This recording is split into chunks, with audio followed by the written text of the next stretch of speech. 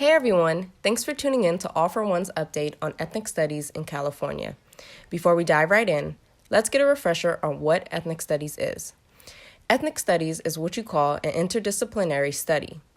With the activism of the Third World Liberation Front and allies within the Bay Area community, the first College of Ethnic Studies was created at San Francisco State in 1969.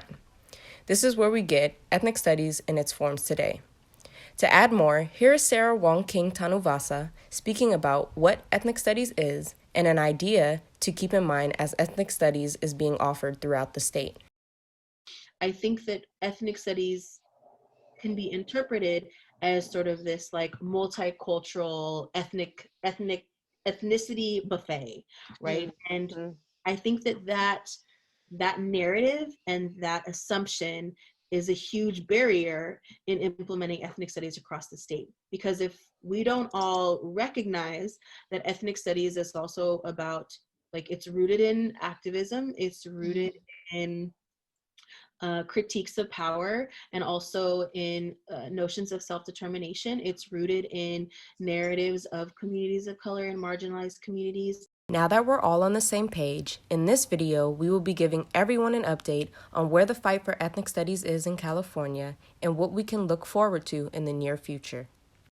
First, Assembly Bill 331, which would have made ethnic studies a high school graduating requirement in California, was vetoed by Governor Newsom. He said in his statement that the reason for the veto was because he was concerned about the curriculum. Feel free to pause here and read the infographic in his statement. In light of the veto, thanks to Assembly member Shirley Weber, ethnic studies is now a California State University A through G requirement to graduate, beginning this 2021 semester. GenUp's Aegis Coalition was successful in advocating for the University of California system to consider and amend ethnic studies in their requirements.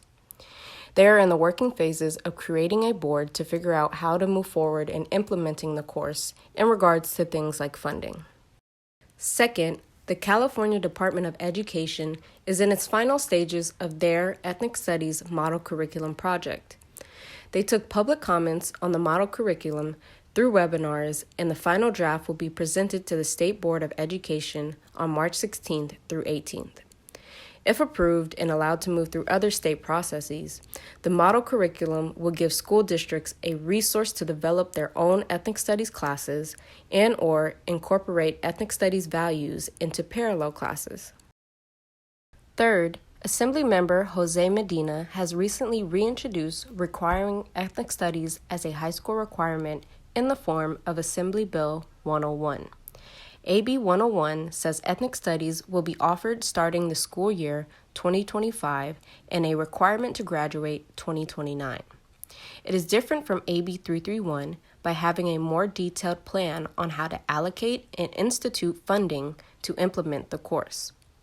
According to our partners at GenUp, AB 101 mandates the existence of ethnic studies, and a separate legislature will be needed to create and amend curriculum. So, as we progress into the future, there'll be more talk about AB 101 as AFO partners with GenUp and other organizations to advocate for its approval. If the bill is passed, California high school students in the 2029-2030 school year will be the first to graduate with one semester in ethnic studies. Thanks for watching, and stay updated on our website and socials for more information on ethnic studies and ways you can get involved.